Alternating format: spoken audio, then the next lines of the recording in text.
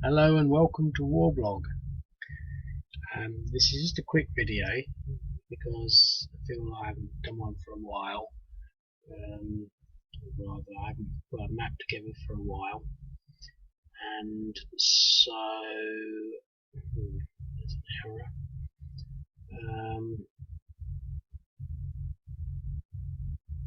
Yeah, these shouldn't have black marks around them anyway. Doesn't matter too much. I'm not going to play this.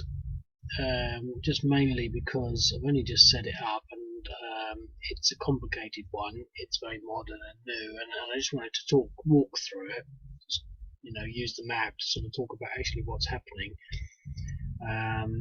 To be quite honest, I don't know what's happening. So, but I know that the Donetsk People's Republic situation is sort of in the news a lot. So I thought I'd just run through that. Again, I don't really know everything about it, learning as much as maybe you are, but I think this map is actually quite insightful into how that works. I might have this a bit wrong, but Crimea is sort of down here away, and the Crimea is sort of fairly key to what's happening here as well. So what we have here is essentially the Ukraine. Now I say that with some reservation because this part here is the Donetsk People's Republic. Now the Donetsk People's Republic is not really recognized internationally. Let me just see whether I can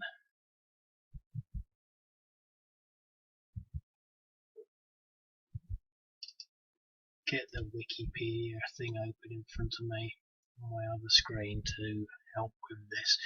Essentially, it's the Donetsk People's Republic, which is I'm reading from Wikipedia. It's a self-proclaimed state in the Donetsk Oblast of Ukraine.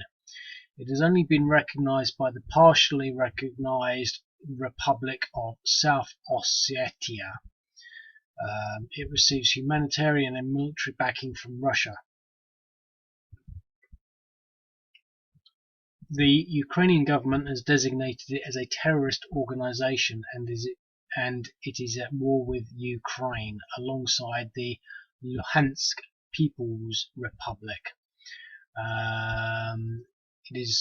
It formed an unrecognized confederation of Novorossiya, referencing the corresponding historical region and its name, and also the unrecognized LPR and its until its 20th of May 2015 suspension, blah blah blah.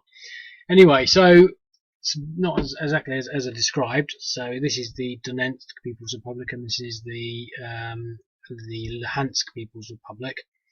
But essentially, the thing that this map highlights for me, to some extent, now the thing to bear in mind here, whilst I'm saying this, is Ukraine is massive. The reason this map is actually this size is because this is sort of all of what should be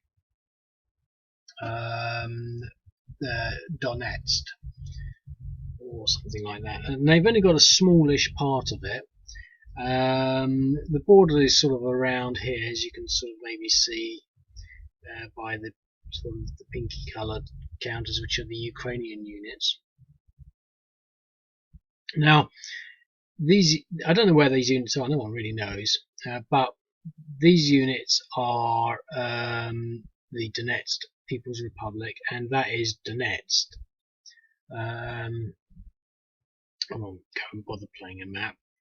And this is Luhansk. So this is pretty much where the Luhansk units are, around Luhansk, and this is where the Donetsk people are, around Donetsk.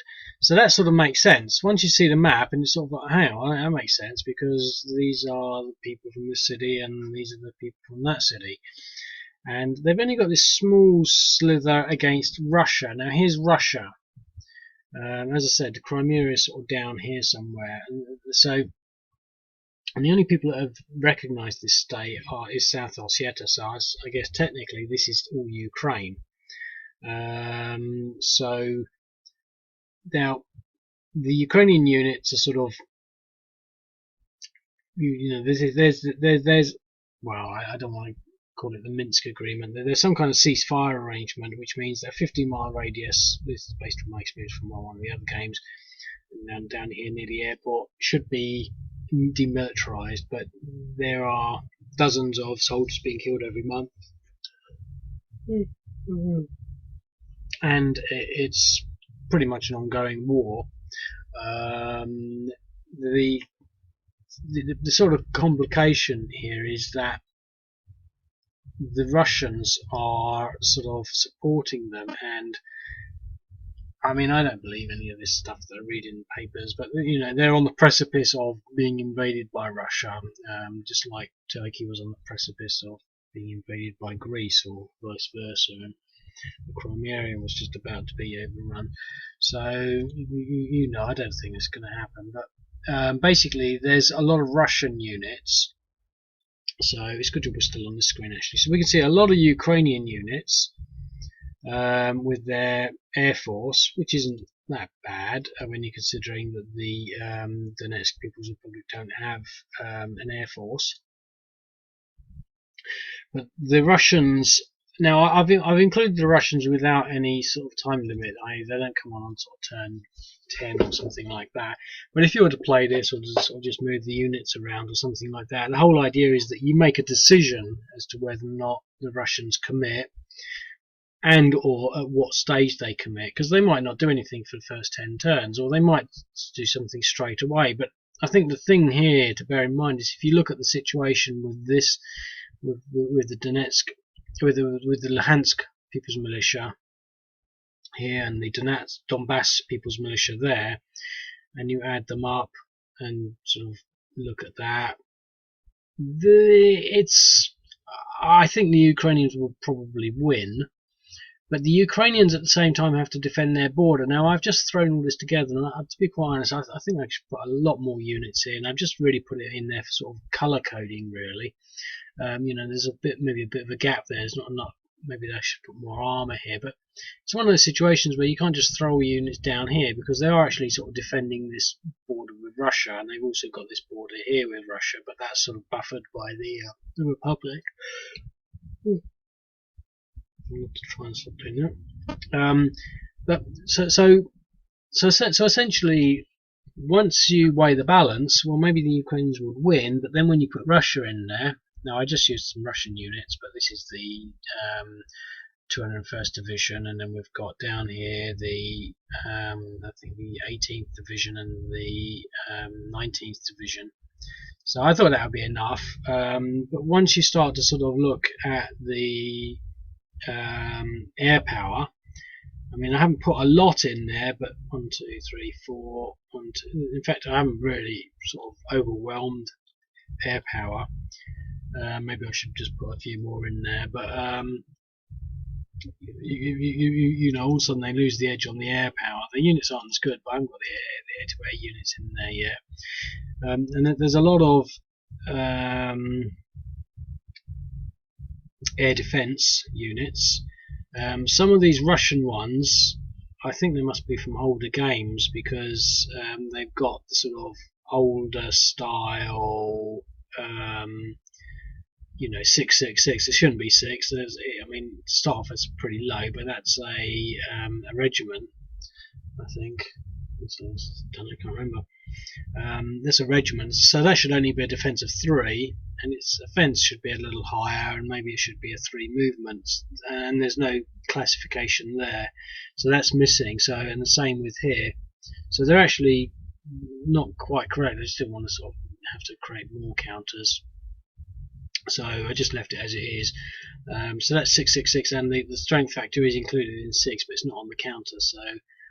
But I wouldn't mind too much about that. You can still use them. But the key thing that's sort of maybe worth bearing in mind here, and maybe I haven't put it, maybe I should put rockets in here. I think this is just a rough draft. I can definitely go back and just sort of like make a lot of improvements if I felt inclined, which I don't.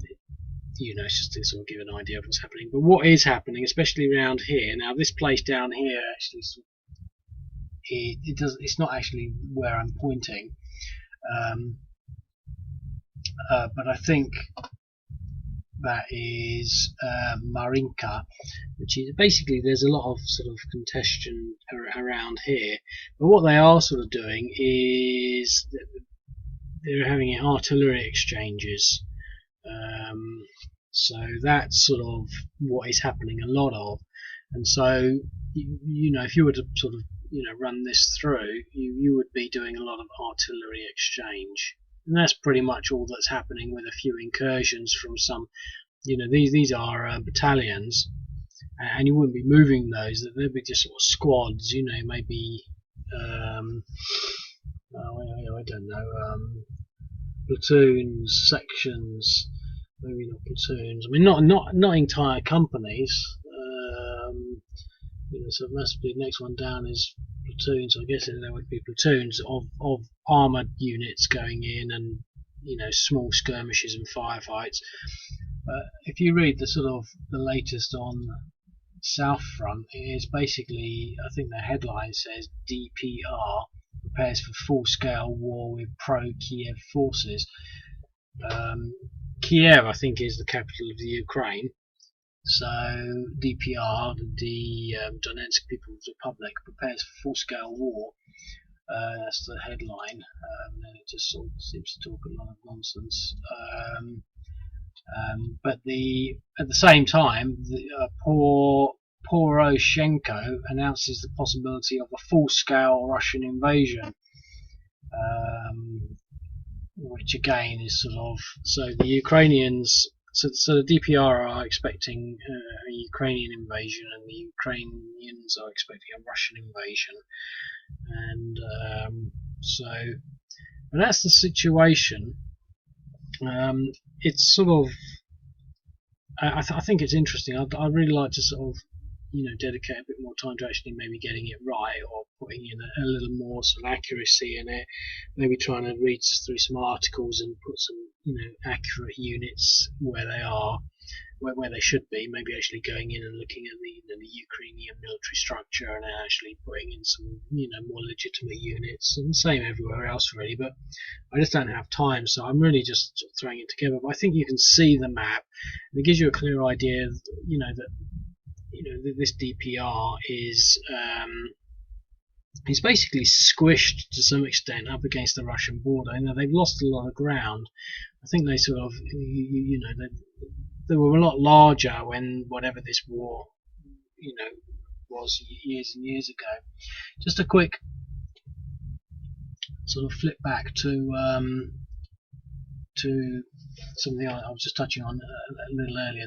Basically, I'm just running through the war in Donbass from Wikipedia, but it talks about the Minsk agreement. Just see if I can maybe. So as a result, basically there was, basically they had a Minsk protocol which was signed on the 5th of September 2014, which basically agreed a ceasefire on both sides. And essentially that's the situation that they're in at the moment. So the ceasefire completely collapsed in January 2015 with renewed heavy fighting across the conflict zone, including Donetsk International Airport and Debaltseve. A new ceasefire called Minsk II was agreed on the 12th of February 2015. Immediately following the signing of the agreement, separatist forces launched an offensive on Debaltseve and forced Ukrainian forces to withdraw from it. So in the months following, minor skirmishes continued along the line of contact, but no territorial changes have occurred.